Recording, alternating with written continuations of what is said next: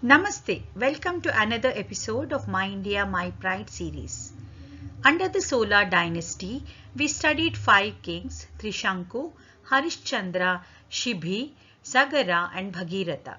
Today, let us learn about 2 more kings, King Dilipa and his son Raghu, on whose name Raghukula or Raghu dynasty was formed, in which dynasty Lord Rama was born and he is called Raghukula Tilaka.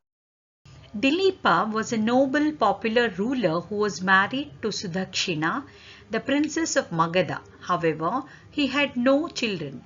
He and Sudakshina decided to go to sage Vashishta in order to receive advice on how to obtain a child.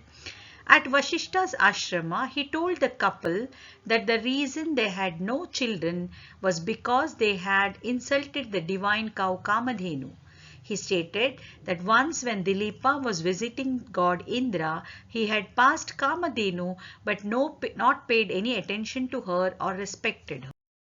Kamadhenu took this as a personal insult and cursed Dilipa so that he would not have any children until he served Kamadhenu's daughter Nandini.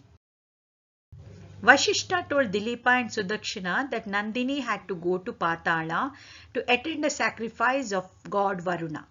For the next 21 days, Dilipa and Sudakshina must follow and attend on Nandini as she travelled across Patala.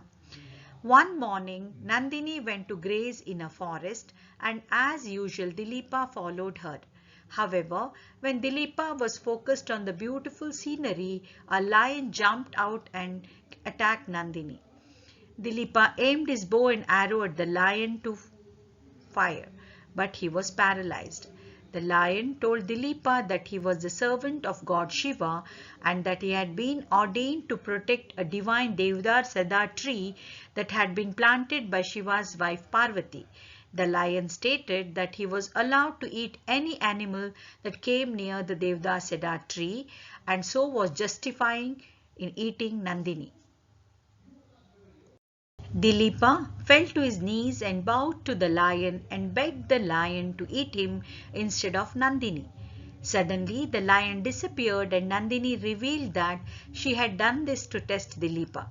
After successfully serving Nandini, Dilipa and Sudakshina returned to the earthly realm and had a son named Raghu.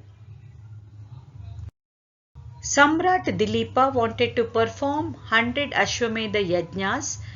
He entrusted Raghu, the crown prince, to protect the sacrificial horse. After successfully completing 99 yajnas, Dilipa began the 100th. Indra, the king of gods, came down in an invisible form and abducted the horse. The soldiers couldn't understand what happened. Raghu, though, could see Indra and stopped him, saying, "O Indra, you are the first among devas to receive any sacrificial offering and the upholder of dharma. Why then are you resorting to adharma and stealing the horse?" Indra, surprised that Raghu could see him, turned back and said, "O Prince, what you said is true. I have a reason. Just as Lord Vishnu is Purushottama and Lord Shiva is Maheshwara, so have the sages called me Shatakrutu, performer of 100 yajnas. I cannot let your father share my name. Moreover, he will become Indra if he completes 100 yajnas. So, I cannot give back the horse." Raghu smiled and said, "O Devaraj, if that is the case, you will have to defeat me in battle."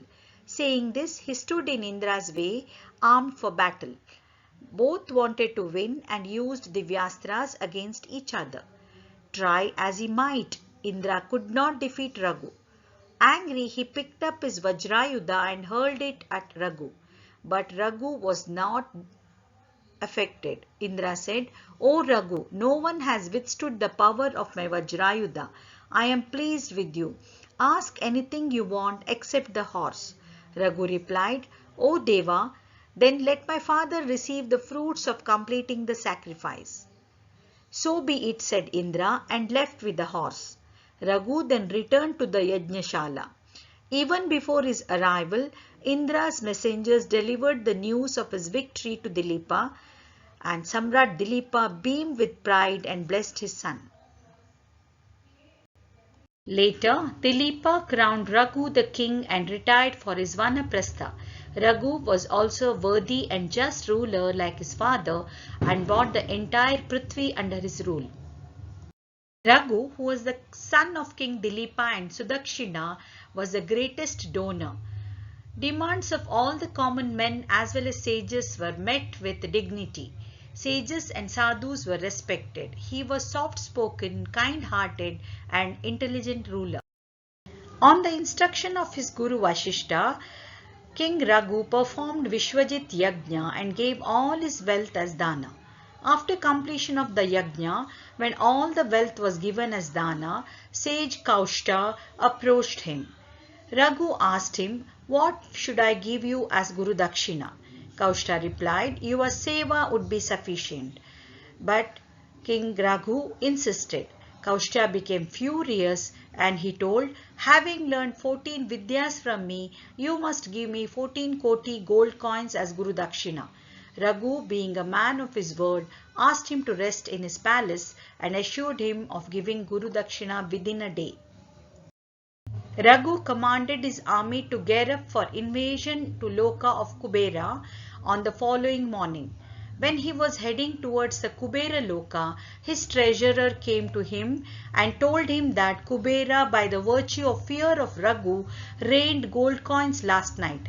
Hence, Raghu gave those gold coins as Guru Dakshina to sage Kaushta and fulfilled his vachana. Immensely pleased, Kaushta Rishi said, "Maharaja, Mother of Earth showers her bounty on the righteous kings who do not sway from the path of Dharma. What can I say about you for whom even the heavens open up? You will have a son who is worthy of you in all respects like you were to your father." Thus blessing Raghu, the Rishi left with the wealth. With Rishi's blessings, a son was born to Maharaja Raghu.